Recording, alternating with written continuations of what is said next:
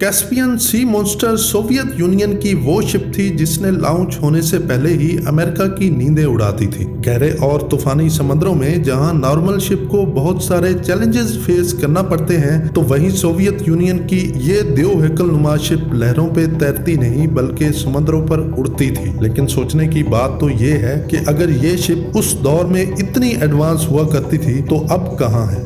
अस्सलाम वालेकुम दोस्तों, मेरा नाम है हुसैन और आप देख रहे हैं तलाशे कदीम। आपसे गुजारिश है कि अपने इस चैनल को सब्सक्राइब करें ताकि नई वीडियोस आप तक पहुंच सके। नाज़रीन, ये बात है 1960s की, जब वर्ल्ड वार 2 के बाद अमेरिका और सोवियत यूनियन के दरमियान कोल्ड वॉर चल रही थी। दोनों कंट्रीज अपने अपने अलाइज के साथ मिलकर ताकत का भरपूर मुजाहरा कर रही थी।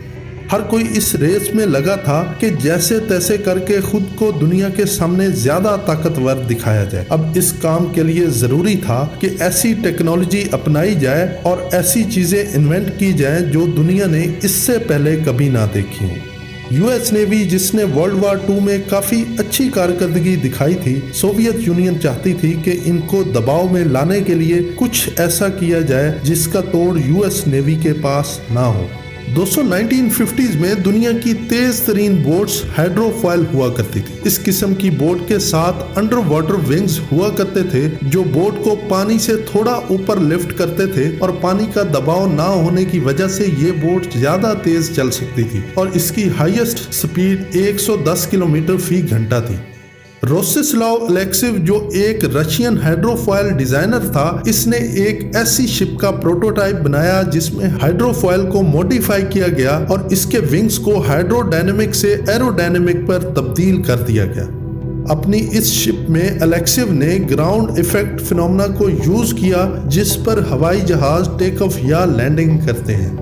नाज़रीन, इस इन्वेंशन को इक्रानो प्लेन का नाम दिया गया था और यह शिप किसी भी एयरक्राफ्ट की तरह उड़ सकती थी, लेकिन समंदर के कुछ ऊपर तक। और इस शिप की स्पीड भी एक आम कमर्शियल प्लेन जितनी थी। लो सरफेस की वजह से ना तो ये किसी रडार में आती थी और पानी से बाहर होने की वजह से ये सोनार सिस्टम को भी बाआसानी धोखा दे सकती थी। यहाँ तक कि पानी में बिछाई गई माइंस भी इसका कुछ नहीं बिगाड़ सकती थी। इक्रानो प्लेन के इन्वेंट अलेक्सीव का दावा था कि एक तो इन इक्रानो प्लेन को बिल्ड करना आसान है और ये सस्ते भी तैयार होंगे। अपनी इस इन्वेंशन को हकीकी रूप देने के लिए रोस्टिस्लाव अलेक्सीव ने ये आइडिया सोवियत यूनियन की सियासी और मिलिट्री लीडरशिप के सामने रखा और अलेक्सीव इनकी तवज्जो हासिल करने में कामयाब भी हो गया। दोस्तों, क्योंकि अमेरिका अभी तक हाइड्रोफॉयल शिप पर काम कर रहा था, तो सोवियत लीडर्स ने इस नई टेक्नोलॉजी को अडॉप्ट करने में बिल्कुल भी देर ना की और सोवियत मिलिट्री फंडिंग के दरवाजे अलेक्सीव पर खोल दिए गए ताकि अलेक्सीव अपनी टीम के साथ इस नई टेक्नोलॉजी पर काम कर सके और जल्द ही इस शाहकार को दुनिया के सामने ला खड़ा करे। और फिर वही हुआ कि अगले 5 साल के कम तरीन अरसे में अलेक्सीव और इसकी टीम ने 265 टन का एक बहुत बड़े साइज का मॉन्स्टर शिप बना लिया और इसका नाम KM यानी कोरबल मैकट रखा गया, लेकिन दुनिया आज इसे कैस्पियन सी मॉन्स्टर के नाम से जानती है। नाज़रीन, ये मशीन 1966 में बनाई गई थी और ये दुनिया की लार्जेस्ट मशीन थी। ये सी मॉन्स्टर 600 टन का वजन कैरी करके 750 किलोमीटर फी घंटा की रफ्तार से चल सकता था। इस पर 10 जेट इंजन लगाए गए थे।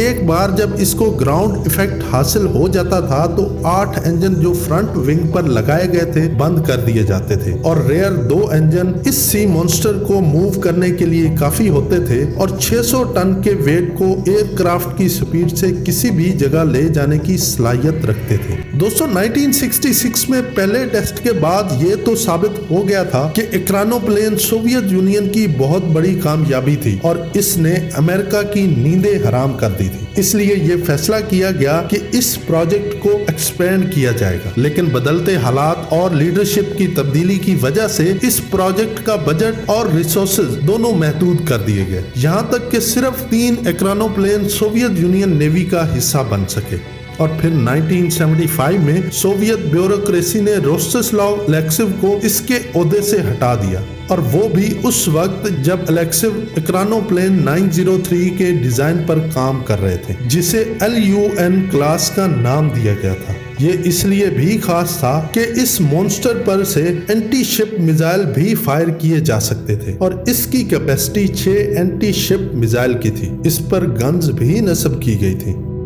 दोस्तों, इस पर काम तो किया गया था और ये कामयाब भी हुआ था। अनफॉर्चुनेटली एलेक्सिव इसकी परवाज देखने से पहले ही 14 जनवरी 1980 को सिर्फ 63 साल की उम्र में इस दुनिया से रुखसत हो गया। ये LUN क्लास इक्रानोप्लेन 1987 में सोवियत नेवी में शामिल किया गया, लेकिन तब तक सोवियत यूनियन काफी हद तक कमजोर हो चुका था और फिर 1991 में सोवियत यूनियन मुकम्मल तौर पर टूट गया था। दोस्तों, ये टेक्नोलॉजी तो बहुत शानदार थी, लेकिन ये वक्त की सितम ज़रीफी का शिकार हो गई। सोवियत के टूटने के बाद ये कहानियों और तारीख का हिस्सा बनकर रह गई और एलेक्सिव का बनाया गया आखिरी इक्रानोप्लेन आज भी कैस्पियन सी के साहिल पर खड़ा है, जहां इसे लोग दुनिया भर से देखने के लिए आते हैं। दोस्तों, उम्मीद है आपको ये वीडियो पसंद आई होगी। दोस्तों के साथ शेयर करें और कमेंट बॉक्स में अपनी राय का इजहार जरूर करें। मिलते हैं अगली शानदार वीडियो में, तब तक के लिए अपना और गिद्दो नवा के लोगों का ख्याल रखिएगा। अल्लाह हाफिज।